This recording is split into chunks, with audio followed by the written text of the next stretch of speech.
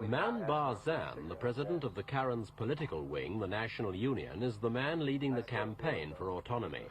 He's a realist, prepared to bury his differences and join forces with the other separatist movements if that's the only way to achieve his aim. He sees big changes ahead. At present, there's a revolution in Burma. That makes Burma change into the new social system. What I see is because the peoples are fighting against the government because they didn't like the social system adopted by the government. What sort of arrangement can you see to replace the present government in Burma?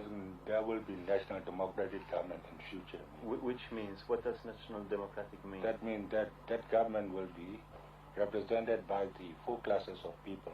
Which are? Workers, peasants, traders, businessmen, and then the capitalists, So. And how would you solve the relations between the various minority peoples and the Burmese? The thing is that there's only one thing to be solved. That means to grant the ethnic groups right of self-determination. That means to give them full autonomous states and then form them into a federal union. The Federal Union of Autonomous States? Autonomous states, yes. And that would also include the Burmese? Burmese too. It's been a problem all along that you have come together, all these groups have come together, the Shan, the Karen and so forth, and then the groups there have been splinter groups, yes. And this happened only a couple of months ago. The majority of the Shan army went over to the Burmese Communist Party. One thing is that those Shans that join together with the Communist Party are not on ideological basis. They want arms. They want to attack New Win for their national independence. So, to get the arms, they join with the CBB. So, to get arms from the Chinese Communist Party, they must join with the CBB first. And only after that, the Chinese accept them. Is there any circumstances under which you would join the communists? Before you mean? Now? No. Would you consider working together with the Communist Party of Burma against New Win?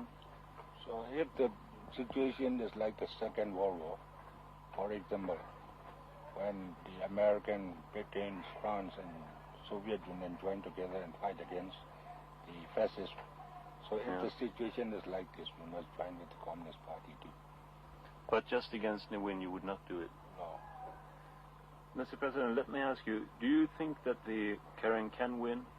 Yes, sure, definitely. Alone? No, that's a bit difficult. By joining with other forces too. And the revolution is not like those in the 17th or 18th century's revolutions. But there are so many ideological differences among us. So thus we have to negotiate or make it to some extent to get equal terms. So we have to wait for it and then. And besides that, the time is changing too.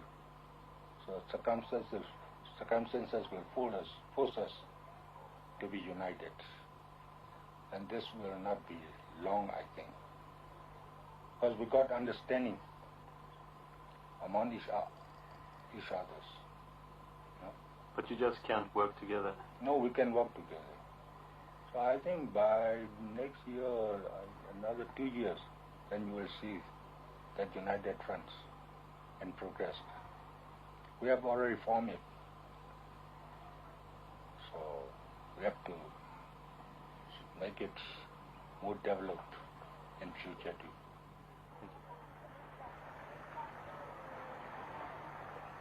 A difficult period in the Karen's already lengthy battle for this beautiful frontier land. Certainly it's an area worth fighting for, but the strain's increasing all the time. In future, the Thai government may not be so willing to allow the Karens their sanctuaries across the border, for Thailand's anxious to secure good relations with Ne Win. At the same time, the Burmese military campaign's being stepped up. There are rumours of an order from Ne Win to shoot on sight anyone found in the hills. It's part of a program the government calls Victory and Rule, and it could whittle away support for the Karen rebel army among the ordinary villagers of the region.